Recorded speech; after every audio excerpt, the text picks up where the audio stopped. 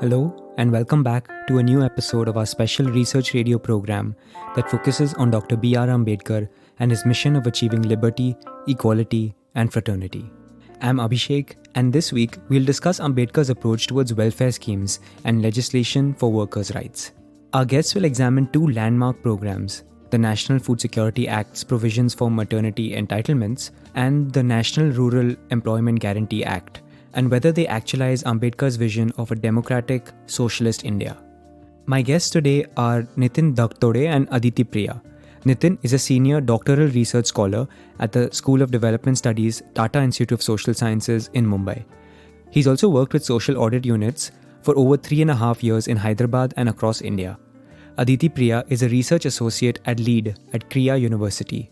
She founded the group called Bahujan Economists. Her research interests include maternity entitlements, maternal and child health, and gender-based violence and the role of the police. We'll be discussing Aditi's article titled Birth Pangs, Universal Maternity Entitlements in India, and Nitin's article Caste in MGNREGA Works and Social Audits. I recommend reading both of them, and I've shared the links in the show notes. Also, a quick note. We recorded separate conversations with Nitin and Aditi because of internet-related issues, but I think the insights they provide are really great, and I'm looking forward to sharing it with you. The only thing is, this episode is a little longer than our previous episodes of this season, but I do hope that you'll stick around till the end. Thank you so much for joining us on Research Radio, Aditi and Nitin. Thank you, Abhishek, for having me for this discussion.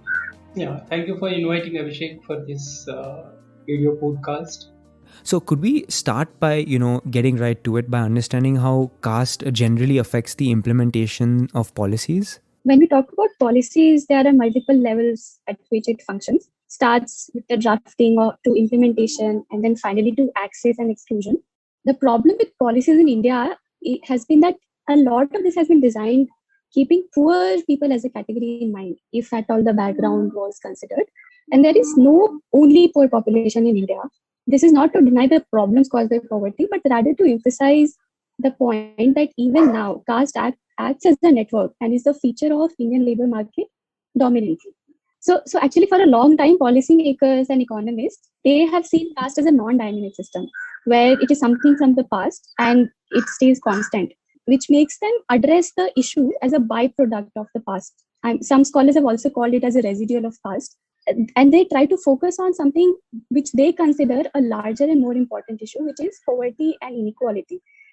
And this has led to not only sidelining of factors which limits people's access to resources, but also severely affected the role of state in ensuring annihilation or removal of discrimination caused by the factor which is caste. So when you read Babasaheb Ambedkar writing in speeches volumes, you will find whenever any policy-related discussion happened, Babasaheb didn't forget to consider the consequences of policies or schemes on marginalized groups like women and scheduled caste. And there are many instances in these volumes. So, and when policies are not prepared, keeping in mind the beneficiaries and the role of caste and similar other social capital, they automatically leads to exclusion or discriminatory system in place. So I'm assuming that all of this might be sounding very theoretical. So I do have a couple of examples. Whatever, let's consider midday meal or Narega or PDS shop or healthcare. This invisibilization has led to undesirable consequences. For example, midday meal, it is a very important intervention to improve school attendance, nutrition of children, right? And this was brought into practice after a long struggle. But since the launch of MBM, we have been hearing cases of caste discrimination like violence against Dalit cooks or segregate seating arrangements for Dalit and dominant caste students, or the difference in quality of food served to Dalit students, etc. Right? So, if the drafters had not considered caste as a residual issue of the past, they would have anticipated that this is going to happen. Why? Because the concept of the casteist notion of purity and pollution still exists, which policymakers refuse to acknowledge. And you see, any caste line intervention only provides a new system, a new place of discrimination to plays out in a new pattern, like we saw in the MBM example. And it only makes sense to talk about healthcare a little more now because all of us are going through a difficult time. And also to give another example of how this invisibilization is costing access to healthcare, there have been multiple findings indicated two important facts when it comes to healthcare in India. First is public healthcare tends to be less exploitative. they do better on some indicators. And the second very important observation is that obvious role of caste in public healthcare. And most of the discussion that happens around healthcare is about low public expenditure or poor infrastructure. But in addition to this, the casteist notion of purity, which we discussed, which I while discussing MDM, I mentioned this. It plays a very important role when we talk about healthcare, and it plays out in multiple ways. Discrimination between fellow medical practitioners, prejudice against doctors from certain backgrounds. Especially now, also we have been hearing news about how people are refusing to get treated by Muslim doctors, prejudice against Dalit doctors, and caste at public healthcare facilities in terms of delivery of services, and also during the allocation of tasks. Who does the cleaning job at the hospital? Who are the sanitation staff, right? So with this barrier in mind, can we imagine accessible healthcare? Or with the example of MDM, do you think that without acknowledging the fact that policies, they do not get implemented in the system that policymakers imagine it to be? That they have to consider the reality of the India, which is how dominant the role of caste becomes. I also wonder if there is any other group other than Dalit women of North Indian states who have been used for all sorts of data collection, experiments, observation, and research projects, right? Yet there seems to be a lack of presence of their voices at decision-making level, especially now when they are aware that during a pandemic, at least last year, whatever minimal step that the government took, it was in the form of increased PDF session, cash transfer, etc. And it is becoming even more important to engage with the role of caste in policy implementation to avoid exclusions caused by it. So to conclude the points I've been making is that the invisibilization while drafting the policy, which along with the fact that there is a very dominant presence of caste at implementation level, is putting extra burden on marginalized people and also is causing a huge hindrance when it comes to implementation of policies. Yeah, I think seeing caste as a fixed phenomena that does not play a role in excluding people from accessing welfare schemes is an important issue that you identified, and the examples also really helped. And to bring in Nitin into the conversation as well, could we understand, what Ambedkar has written about social mobility and the role that, the ability to choose work has, and if there are also legislations that are relevant in this context as well. When there is a restriction on the occupational mobility, once you take a birth in a particular caste, you have to carry that occupation. You have to do that same kind of a labor. So you do not have the liberty, you do not have the freedom of a choice to move from one occupation to another occupation. So in that way, if somebody has born in a particular caste, he has to or she has to carry that labor or provide that services to a Varna system, which are considered to be a kind of hierarchical or a base of Hindu society. So in because of that occupational restriction on the occupational mobility, Baba Sahib was more keen for economic development of these depressed classes, which he initially coined the term, and later he in 1935 he talked about scheduled caste, collaborating or bringing all these depressed classes or castes together when he come up with the law called Scheduled Caste Act 1935. So in 1936, 15th August 1936, he come up with a party called Independent Labour Party. And Independent Labour Party had 12 key points. The aim of party was to fight for the laborers' right. And in 1937, the Independent Labour Party won 15 seats in Bombay Legislative Council out of 17 they fought. Now, their key points was economic questions they raised for the laborers was about the laborers' right. So it covers from land related. He was more keen for abolition of khoti system in the agriculture system. He was more about women's right in the industrial sector. He talked about the maternity leave. He fought for uplift the he lifted the ban of women working in the mining in 1944 when there was a kind of a debate about that. He fought for that. If you, another thing is that along with Khoti system, he was also against the Talukdari system. These Khoti system and Talukdari systems were more about exploiting the laborers. It's kind of a bounded labor system at that time. I would like to read the point number 8, which was more about the industrial workers.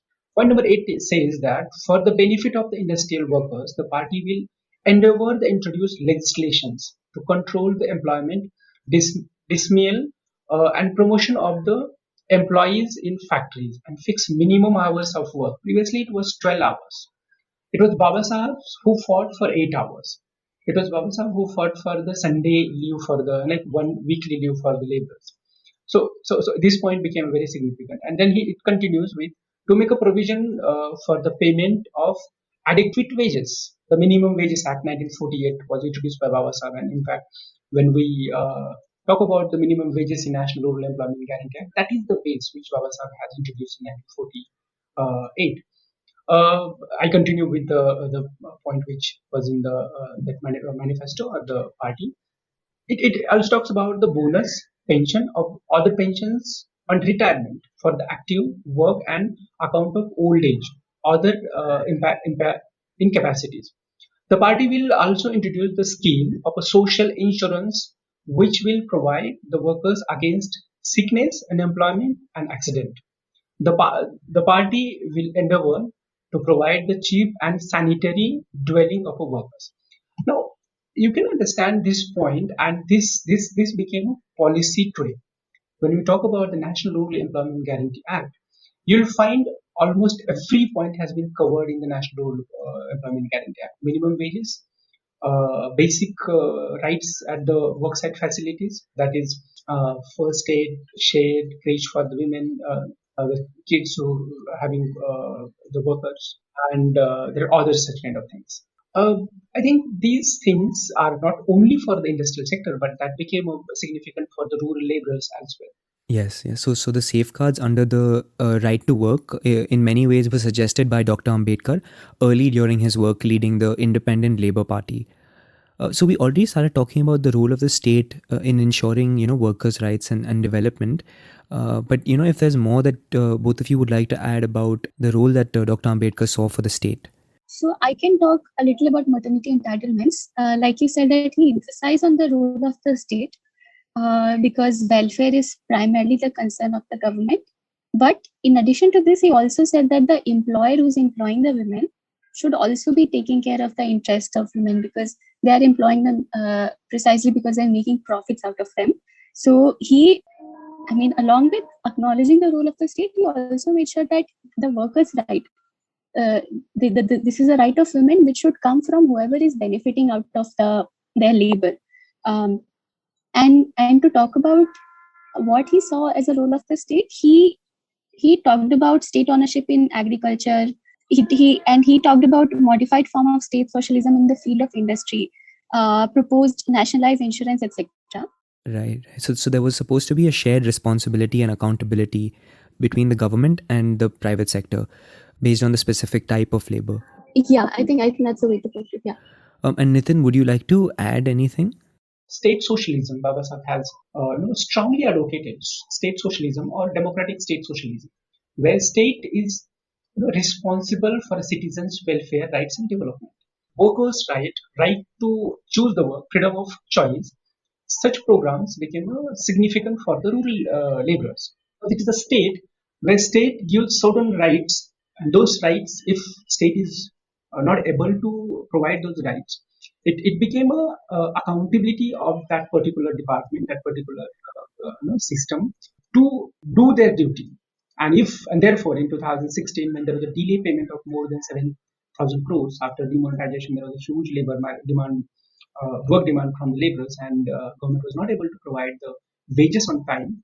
It was Swaraj Abhiyan who put a petition in the Supreme Court, and Supreme Court directed to the central government saying that provide the wages as soon as possible. Why this could have happened? This happened because it was a state duty, made accountable or bound through the law. And therefore, Baba Sahib was more about state socialism. It is a duty of a state to take care of the laborers. And just transitioning to the your fieldwork and your specific research, you've given us a nice overview of the breadth and the historical trajectory of some of the choices that Dr. Ambedkar, put in place, and to focus in on some of your fieldwork, and you've done extensive, work yourself. Working as a social auditor. So I was interested in knowing what considerations you make while applying standard economic research methodologies, such as surveys, modeling, qualitative analysis, quantitative analysis to apply, if you at all do, an Ambedkarite approach to your research work? I brought out the theory called social corruption from my research, PhD research. Now, what does mean by theory of social corruption? Social corruption, the idea of corruption is defined by many people. How it happens? It is a misuse of public power for a personal gain. That is what a standard definition of corruption. But social corruption is something very different. It is a misuse of public power for a community gain.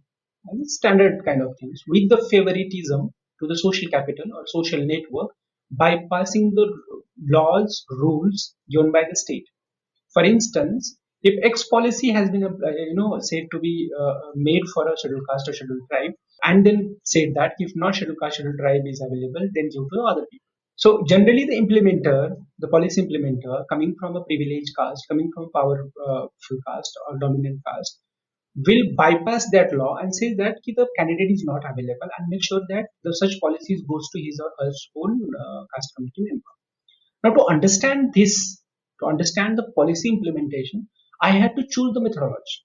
And methodology begins with the annihilation of caste, begins with the caste genesis and mechanism and its development in India, given by Dr. B R Ambedkar. How caste functions in the village, how the social capital works in the village, how the restriction on the mobilities, different types of mobility. Today, mobility is restriction of the participation of the scheduled caste, scheduled tribes in the Gram Sabhas, because your NREGS, the projects or the works are given in the or decided in the Gram Sabhas, but you are restricting their mobility or their participation in the Gram Sabha by dominating, by humiliating them, by threatening them. If you raise the voice against us as a powerful sarpanch or a village secretary, we will see you in after this Gram Sabha. We will make sure that your life became a hell.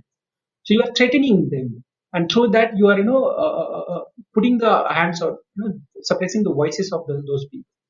So the modern time, the caste practices are kind of same. The only forms have been changed in the villages. What Baba Sahib said that time, restriction on the mobilities. Now also there is a restriction to participate in the public forums such as or democratic forums such as the Gram Sabha and many other ward sabhas and all. So there are three types of tools I have used for my research.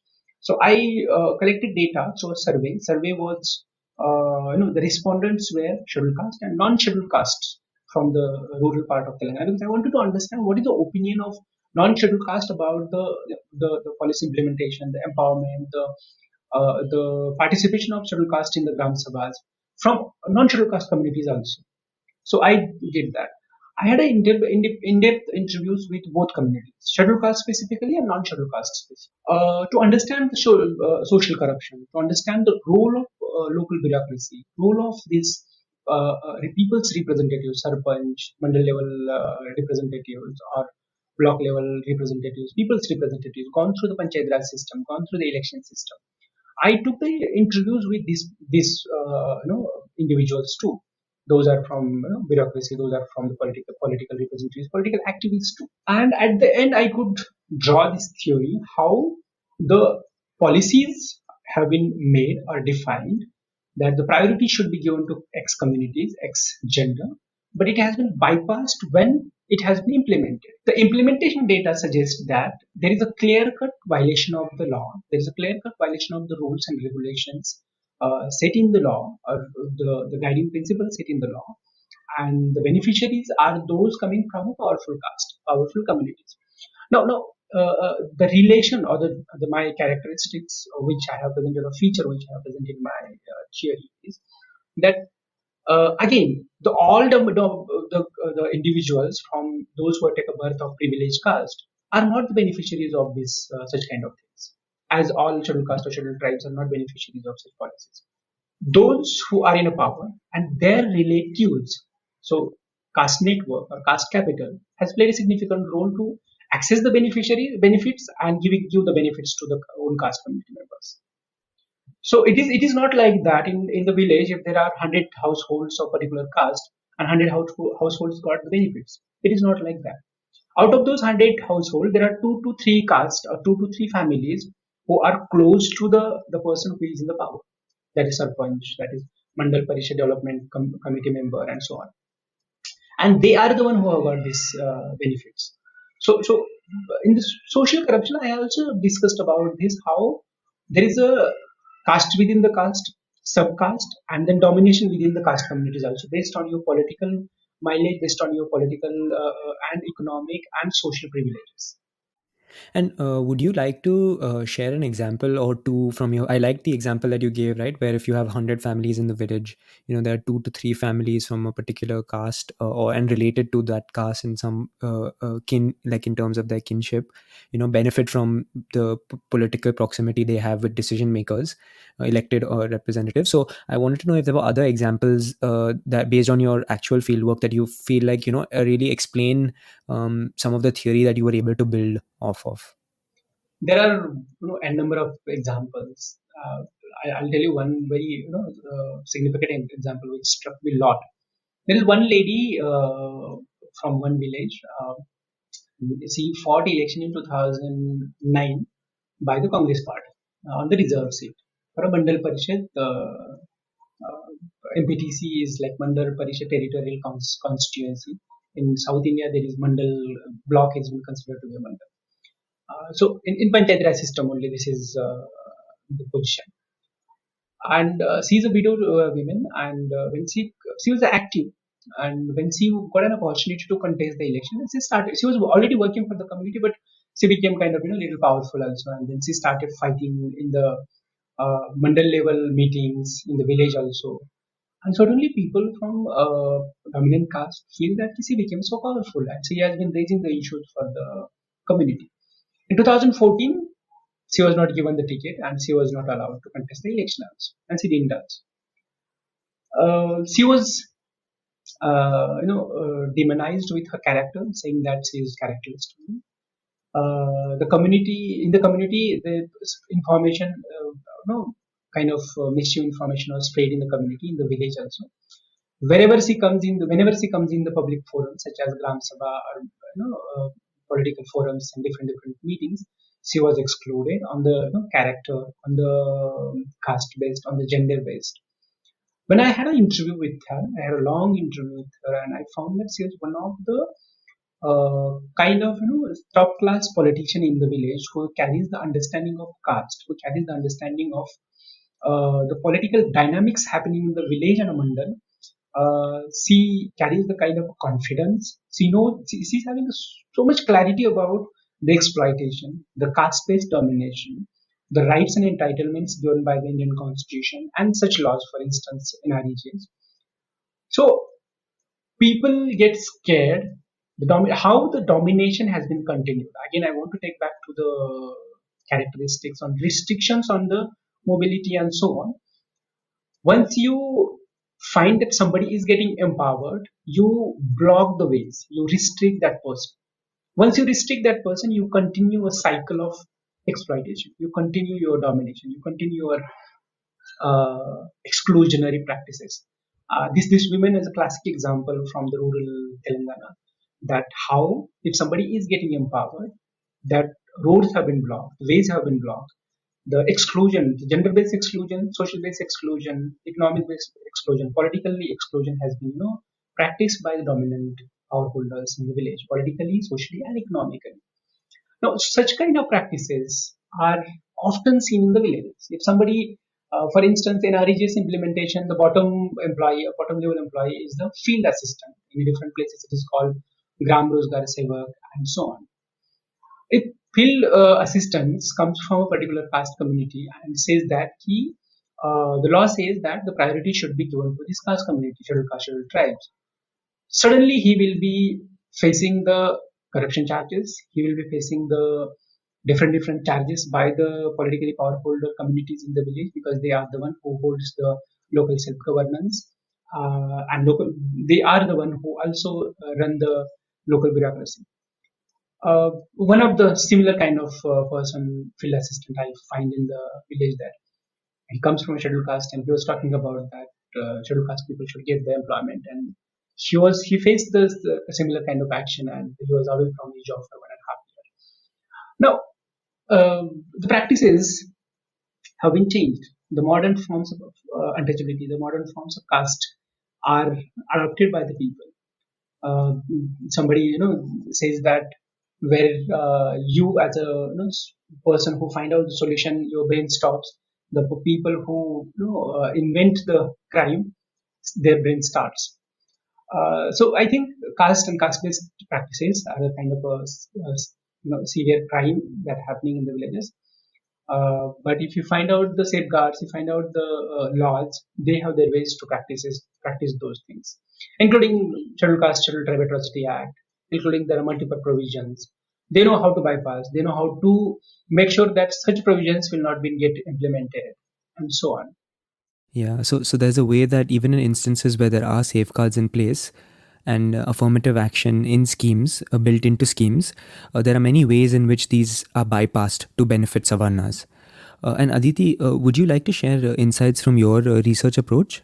So the approach is definitely different from many co-researchers that I have seen, but there are definitely many sensitive researchers in the field, and we do tend to work with similar sensitivity.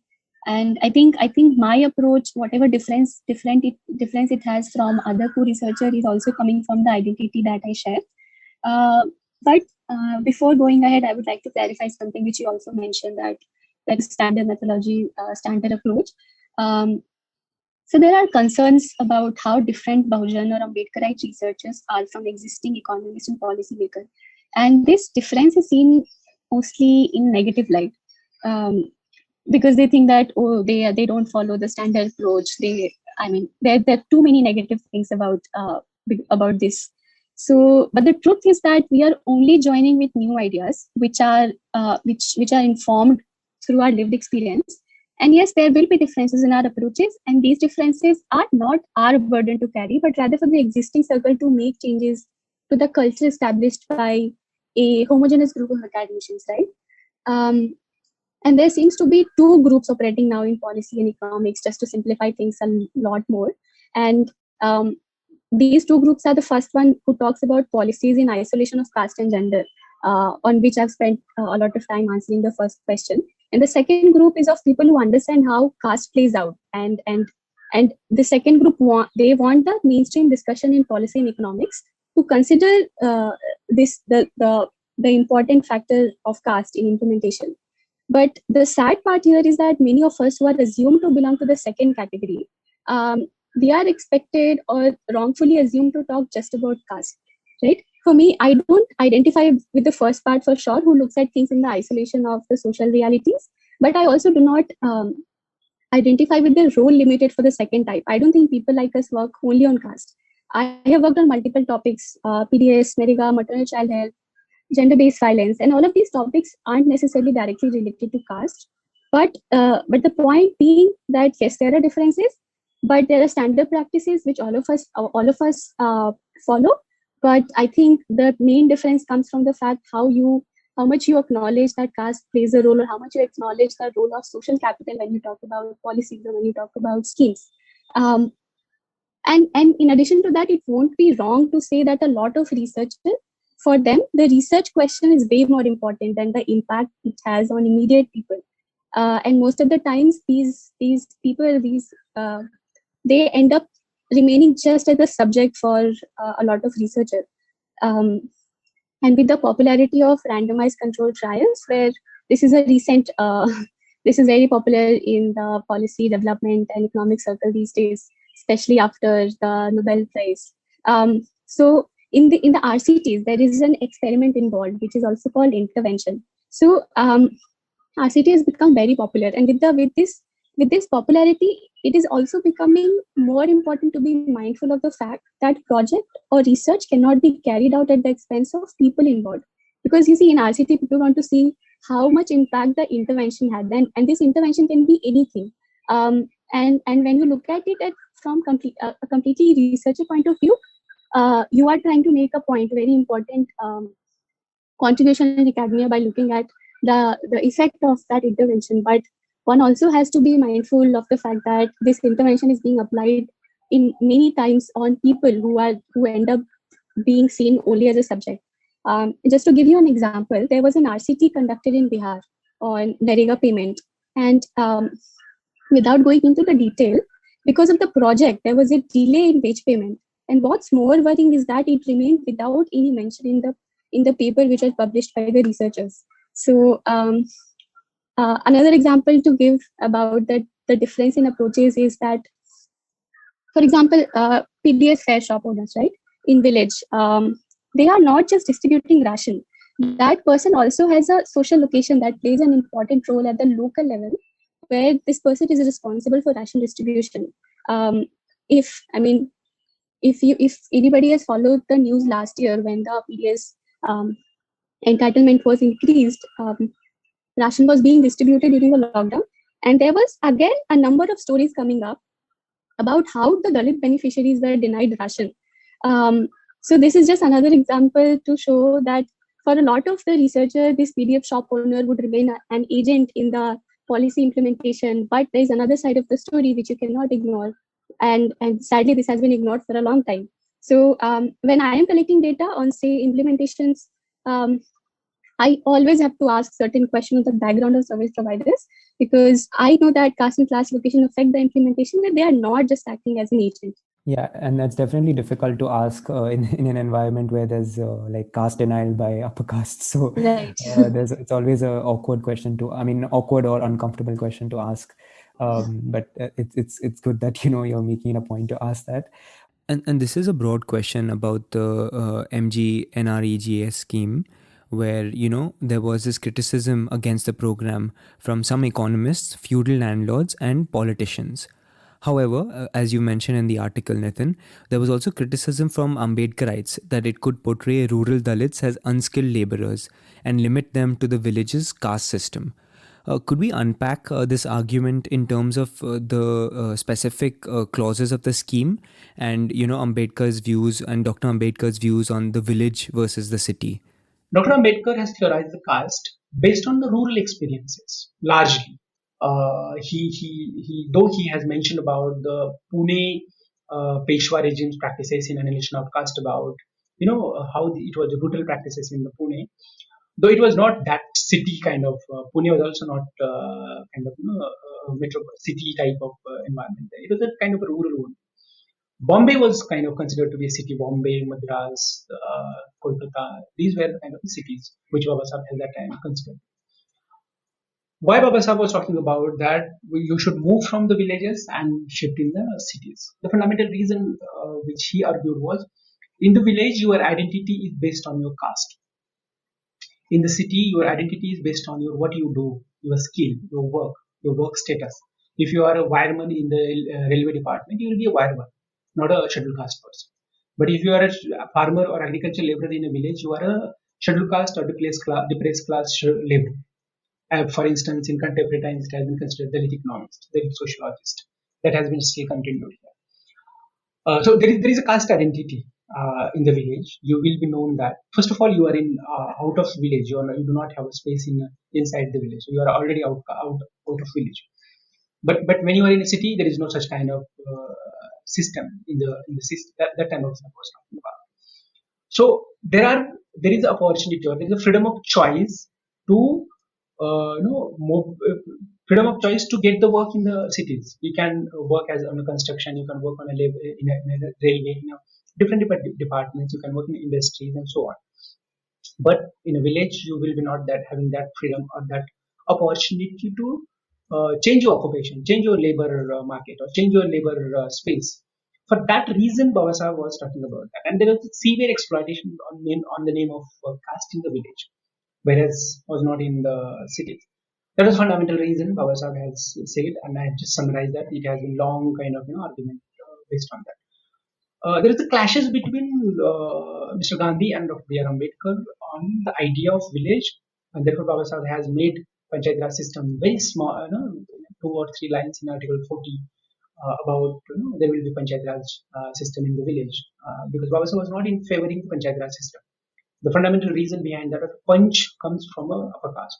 Punch comes from the dominant caste, and they give the verdicts in the village, like how Panchayat in contemporary times, that you should do that, you should not do that, based on your caste-based practices. That intercaste marriages should not be there. the caste-based occupation should be continued there. If person is violating that law or that rule, the person should be punished. Such kind of verdict, such kind of awards were given by these panchas in the villages, and therefore Baba was kind of against this Panchayat Raj system itself in the village because he was aware about that the domination is going to be continued by this upper caste. However, Baba Sahib is categorically long argument is there in Bombay province when he was talking about the Panchayat Raj system or in the Bombay province state. And he said that if you want Panchayat Raj system, there should be adequate representation from the scheduled caste, scheduled tribes, and women also. He has said that. Though Baba Sahib has not categorically talked in the Constituent Assembly debate on Article 40. Baba Sahib drafted that, but not there was no much kind of argument from Baba Sahib. But you can find the argument in the Bombay Legislative Assembly when Baba Sahib has categorically talked about Panchayat Raj system and why she opposed, and if so, if you want that, then there should be a representation from this community. Baba Sahib clearly said that. I think it was 1937 to 38 that time. I think 38, if I'm not wrong. Mr. Gandhi was more about that, people should remain in the village. People should be, in the village, and there should be panchayat raj system. We should be self-sustained village system and so on. And Baba Sahib was that what is self-sustained village? It is a institution of caste practices. It is a kind of brutal institution. Village is a brutal institution that has a caste and gender-based practices, and therefore there was two different arguments and ideas. However, and in contemporary times, if you see the people who migrated from the rural to urban spaces, the majority got settled in the slum areas and living, and I mentioned in my article also, living in a very pathetic conditions, limited resources. But this is about the resources. So the infrastructural resources, water, roads, sanitation, and all. But based on about the caste-based practices in urban spaces, they are not facing brutal atrocities the way people are facing even today in the rural areas. Their heads are not chopped in the urban spaces, but in rural spaces, their heads have been chopped by the upper caste. The rapes in the urban spaces on the name of caste has not been happening with the rich women, but it is happening with the scheduled caste women in the rural spaces. So, Baba Sahib's argument or idea to move from a rural to urban spaces still became irrelevant based on a caste-based, referring to caste-based exploitation. And Mahatma Gandhi's idea of being in a village still became irrelevant in terms of caste perspective, caste-based practices perspective, that it is not self-sustained village even today, where there is a high level of inequality, where there is high level of discrimination, where there is high level of brutal atrocities happening on the particular caste communities and gender as well. So this was the main argument of Baba Sahib, who give the message to move from villages to go on urban spaces. Now, the Ambedkarites have been, criticized, and it is available on the public domain too, that National Rural Employment Guarantee Act or such programs will be make Dalits or scheduled caste people to be remain in a village and unskilled laborers, because it's the program is for unskilled laborers. But it is a demand-driven program, which I also mentioned in my article, and those who want work will be given the work. But at the same time, this is also my opinion that at the same time, government should also focus on providing a skill-based employment to the scheduled caste, specifically scheduled tribes, those who are largely depend on such kind of programs. If you see the data of National Rural Employment Guarantee Act, you can understand that more than 40% and sometimes close to 50% laborers only belongs to these two communities, scheduled caste, scheduled tribes. Then if you see their population, 16% national level scheduled caste, 8% scheduled tribe, but their share in such kind of programs goes more than 40%, close to 50% also. In between that, it fluctuates. These recent time it has gone down because of again practices from the local bureaucracy. So it is an important program. The data suggests that it is an important program, or people need this program. But at the same time, if you open the doors for the laborers to other sectors, skill sector and all, probably this number may go down from these communities. So that is one thing. But I'm not cutting the argument, or I'm not criticizing the argument by Ambedkar saying that this program will make scheduled caste or scheduled tribes, unskilled laborers, and remain in the village that is the institution of practicing the caste and gender-based exploitation or discrimination. It is certainly there. My research also finds that this is practiced there. So I advocate or I support this program. The fundamental reason behind that is this program gives or provides the freedom of choice of work. Now, what does that mean, freedom of choice of work? If, in absence of this program, the laborers, unskilled laborers and women were merely depend on the agriculture labor sector or agriculture or landlords. Now, if there is an RGS program implemented in a village and there is a choice that whether you want to go to agriculture of so-called upper caste landlords or you want to go to the NREGs, and certainly people are choosing to work on NREGs. The fundamental reason behind that, there is a dignity, there is a minimum wages. You have a freedom to work based on a task. You go in the early morning, work there, finish your task, get a minimum wages. You get worksite facilities. You are protected there. Your muster rules are there. There is a transparency there. Government is practicing accountability for their duties given in the law.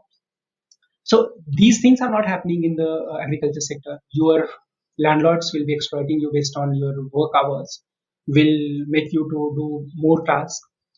For women, it has become, and these, if you read Professor Thorat's book in 2019, there is in India, you find that how caste-based discrimination they are practicing in the agriculture sector as well. The untouchability was practiced while giving the wages to the agriculture laborers. The lower wages were given to scheduled caste, scheduled tribes, as compared to a market wages in the agriculture sector. The exploitation based on the work hours was practiced there. So NREGS is giving minimum wages, timely wages with dignity and so on. For that reason, NREGS is very important. For those, especially for a women, it provides safety, security. Women are very insecure in terms of going in agriculture laborers because there are multiple cases happen that the landowner or landlords have been exploiting the women sexually and physically too. So for that reason, and there are many other reasons too, such programs became significant to protect the rights, basic rights of the laborers in the rural areas, in the villages. Having said that, there is a debate around that whether should such kind of programs, more programs should be there or not. That I remain for a debate only. But at the same time, I do agree on the point that there should be something beyond such kind of unskilled laborers program, which Ambedkarites have proposed the idea, and I'm with the idea of that moving from villages to urban spaces. Merely reason is that caste-based practices in the village, and at the same time, I am based on my research and based on the realities in the village and the data suggests that how scheduled tribes are taking a benefit of such program. I feel that at least in REGS or such kind of program that protect the freedom of choice, that protect the dignity of the laborers, women, and Dalits should be there and properly should be implemented with proper transparency and accountability by the state government. Now, coming on the third part, which you were talking about, the opposition from the landlords. Why feudal landlords oppose the NREGs? And the fundamental reason behind that, they do not get the bounded laborers. They do not get to exploit the laborers. This if you philosophically go in to understand the theory of or philosophy of exploitation, there is a pleasure to exploit the people.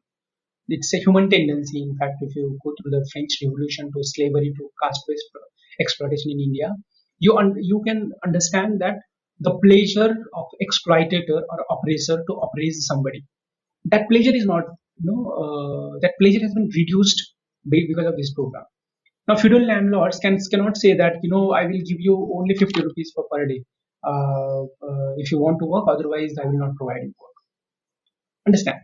Uh, NRGS is giving this opportunity, minimum wages, but here you have to give the minimum wages now because otherwise laborers will not be there. They are demanding minimum wages based on the NRGS. So somewhere their negotiation has been reduced. And the thing is that they are not able to get the laborers the way they want. I mean, like wherever they want, they used to get the laborers. Now they are not getting it because people got an option to choose either you want to go to NRGs or agriculture labor.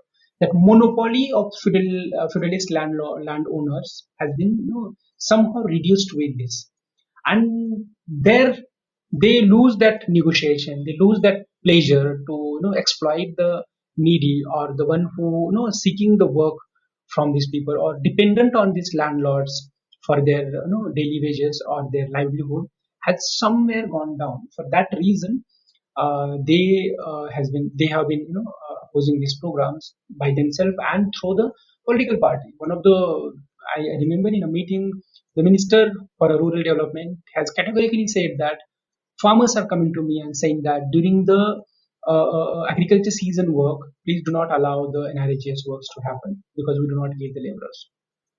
At least during the agriculture season in the sense that harvesting season, they should be available to work in the agriculture labors, or should not implement the program in particular time, should not increase the wages and so on. So you can understand how the negotiation scope has been gone down. For that reason, they oppose. And in fact, the politician, I mentioned about the politician also, those coming from similar background, landlords background, feudalist background, especially Telangana when it was a Nizam's rule state, and there was a lot of kind of that feudalist practices were there because land was owned by this Deshpande, Deshmukhs, Zamindars via the Nizam. Nizam himself hold 10% of total land of state, and there were different kinds of agriculture practices there, tax collection practices there, where laborers were exploited who were working in agricultural lands. Yes, yes. And just to transition to a more generalized space, to, I guess, maybe thread some of these points that we've been speaking about together, I was curious about the curriculum and assignments in Indian higher education on economics and development. And, we've covered how Dr. Ambedkar's work has not been properly given due importance in social science coursework. So I was wondering if Aditi, you wanted to recommend two concepts of his scholarship that you believe should be included in higher education curriculums. So, speaking in terms of strictly economics writings of Baba Sahib, he has written on agriculture, power, water policies, insurance. These things I've also mentioned earlier. He also wrote about importance of economic freedom for social justice. We all know his dissertation was about the problem of the rupee. And another fascinating fact that he was able to bring the notion of disguised unemployment much before it was conceptualized by Nobel Prize winner actualise. Now, all of these are important takeaways and are very interesting to read.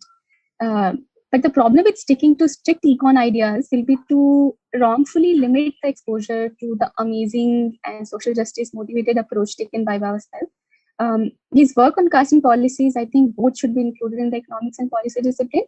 The reason being that traditional economists may, probably with some difficulty, agree to include the work of Baba Sahib. For example, on his writings on the problem with small land holdings in India, or his ideas on water or health policy, these may find places in the discipline that we're talking about. But the problem here is that there is a complete negation of his writings about division of labor versus division of laborers in annihilation of caste, or I mean, the similar interesting writings which again cater to the existing, the default system in policy and econ field, which is to separate out policies, to separate out ideas from the social realities, from the role of the caste. So, and his views on economics are as nuanced as politics, and I think these two were informed from each other. So it's difficult to pick any two topics for inclusion because, like I've just said, that he's worked on a range of topics. So I think I believe we should be asking how and when to include his writings rather than what. And to answer this question, I think at BA level, when people start getting exposed to Indian economy, I think that's after 12. This is the first time you start talking about econing, in a more structured form. That's when his writings should be included. And now that economy is moving towards privatization, and of the very important sectors, it is now even more important to include his work because he was a strong advocate of the role of the state in economic inclusive growth and development, like I shared earlier. But at the same time, he was also not against the idea of industrialization and urbanization, right? But having said that, he was also aware of the the ills of capitalism. So the inclusion of his writings is going to enrich people to look at the role of the state, also look at the benefits that industrialization or urbanization is capable of bringing. Um, Also expose them to the caste reality, expose them to the caste not just as a variable that most of us are habituated to look at, right? Whenever economists or policymakers have to look at caste, that only comes into play when you're writing something or there's a research paper. But including Baba Sahib's writing is going to expose everybody to various sorts of dynamics.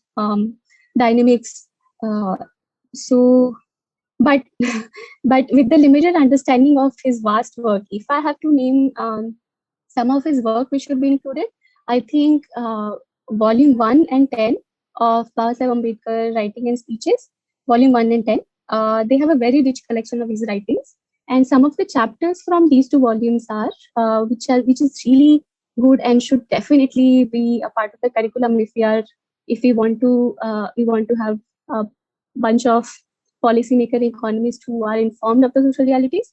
Then states and minorities, annihilation of caste, and the problem of the rupee. I think these are some of the recommendations that I would have, and it should be included at the when students enter the college, that's BA level. Yeah. I think those are definitely more than two, but I'm glad we went beyond the question and also complicated the question. Great. So I'll start with the rapid fire round. With the first question, what is one aspect of Dr. Ambedkar's writing and actions that you would like to learn more about? So I still haven't been exposed to all of his writings.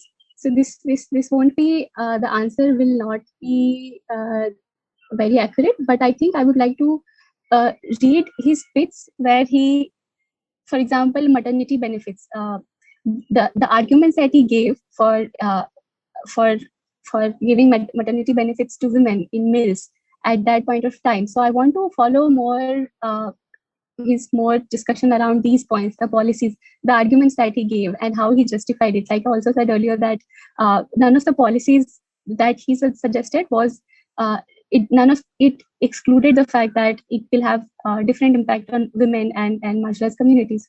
So that's one aspect that I think I still haven't read enough, and I would like to learn more about. And Nitin?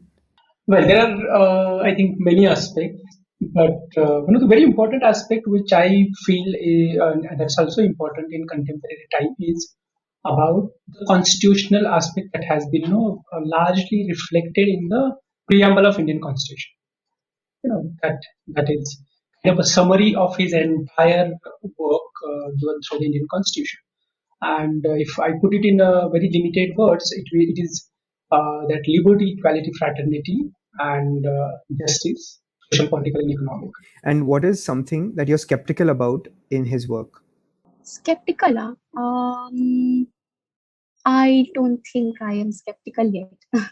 I think there has been a debate around that Pune Pact, which could have been dealt little more strongly, but probably that time's circumstances are the social and political things that push him to sit on the table for a pact. But the demands which he put it, and there has been long debate on that also.